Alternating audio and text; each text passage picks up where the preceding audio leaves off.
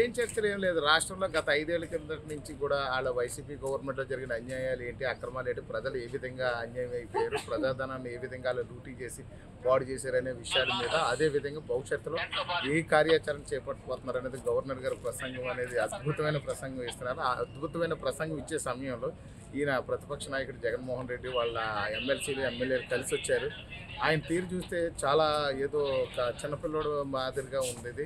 ఏదో elementary school పిల్లలు ఏదో బిహేవ్ చేసినట్టుగా అతను బిహేవ్ చేసి ప్రజాస్వామ్యాన్ని కాపాడండి అంటున్నాడు. అసలు ఇది ఎన్డీఏ ప్రభుత్వం ఏర్పడి కూడా ఇంకా 45 రోజులు కూడా కాలేదు ఇంకని.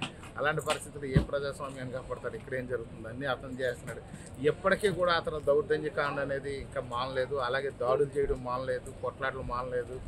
అన్ని విధాలుగా కూడా ప్రజలందరినీ కూడా ఇబ్బంది పెడుతున్నాడు. ఇబ్బంది పెడుతూ కూడా ఈ యొక్క రాష్ట్రంలో ఉన్న ప్రజలు భయభ్రాంతులు చేస్తున్నాడు. కానీ మాకు ఉప ముఖ్యమంత్రి వర్యులు పవన్ కళ్యాణ్ గారు కానీ, ముఖ్యమంత్రి వర్యులు చంద్రబాబు నాయుడు గారు కానీ ఒకటే చెప్తున్నారు, మీరు శాంతియుతంగా ఉండండి, మీరు ఎవరు ఎలాంటి కక్షపూరితమైనటువంటి చర్యలకు పాల్పడవద్దు, అదే వ్యక్తిగత కష్టాలు పెంచుకోవద్దు, తప్పు చేసిన వాడికి చట్టం శిక్షిస్తుంది, ప్రజాస్వామ్యాన్ని మాత్రం మీరు రక్షించండి అని చెప్పి చెప్తున్నారు. ఎక్కడ ఎలాంటి దాడులు పాల్పడవద్దు, ఎలాంటి విషయాల్లోనూ కూడా ఇన్వాల్వ్ అవ్వద్దు, ఎలాంటి వాళ్ళు రెచ్చగొడతారో రెచ్చగొట్టినా మీరు దాని విషయంలో మాత్రం పట్టించుకోవద్దు, ప్రజలకు సంక్షేమం మీద దృష్టి పెట్టండి, ప్రజల్ని అభివృద్ధి చేసే దాని మీద పెట్టండి, మీ నియోజకవర్గాన్ని మీరు బాగు చేసుకుని అభివృద్ధి చేసుకునే దాని మీద దృష్టి పెట్టండి తప్ప ఎట్టి పరిస్థితుల్లోని వాళ్ళు అసలు వదిలేయండి అని చట్టం శిక్షిస్తుంది.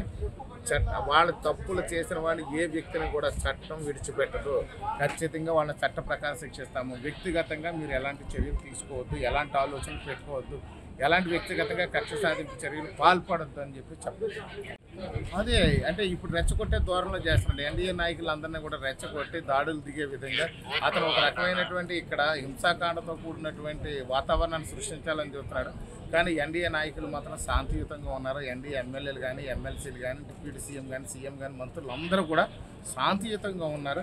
ఇదే శాంతియుతాన్ని మెయింటైన్ చేయమని చెప్పి కూడా సీఎం చంద్రబాబు నాయుడు గారు, డిప్యూటీ సీఎం పవన్ కళ్యాణ్ గారు కూడా సూచించారు. Thank you.